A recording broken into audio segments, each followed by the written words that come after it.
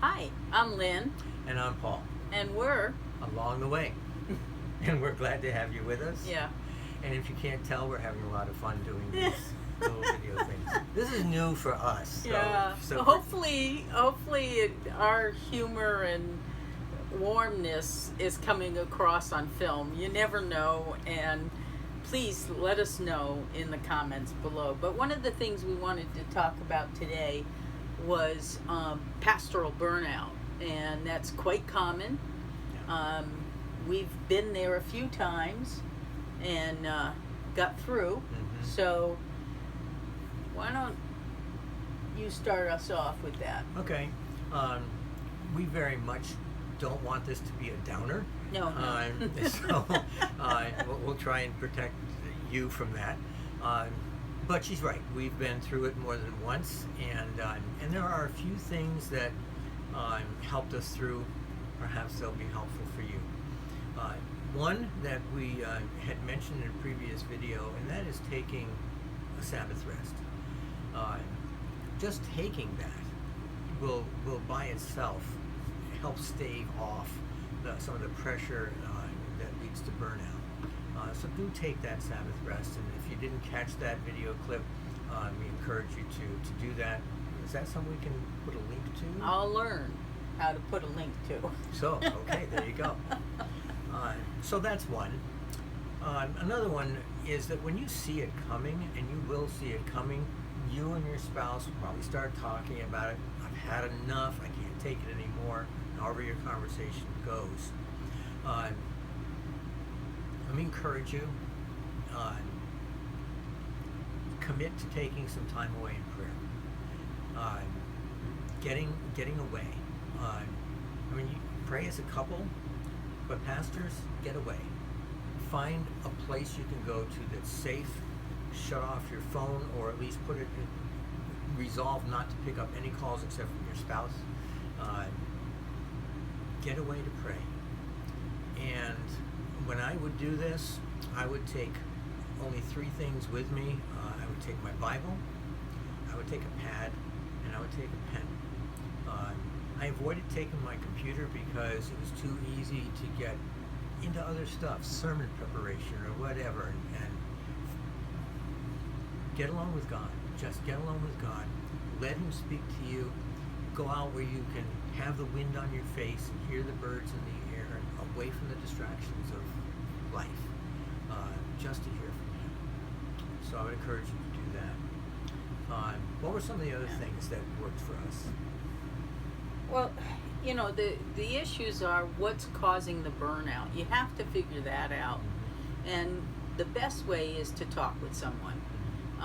Talking with your spouse is your first priority, but as a pastor, you should talk to another pastor and be honest and open with them, and don't be afraid that they're going to say something bad and help you stay down on the rung of growing in pastors' respect and all of that stuff. Because what happens is that you find someone who can usually see before you see what the problem really is.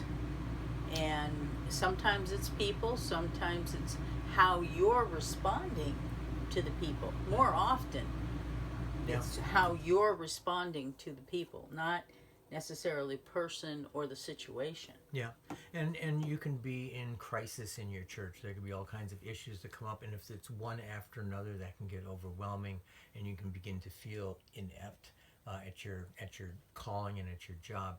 To have someone come alongside and gain some perspective, be a prayer partner, speak into it from outside of that pressure zone, that can be really, really helpful.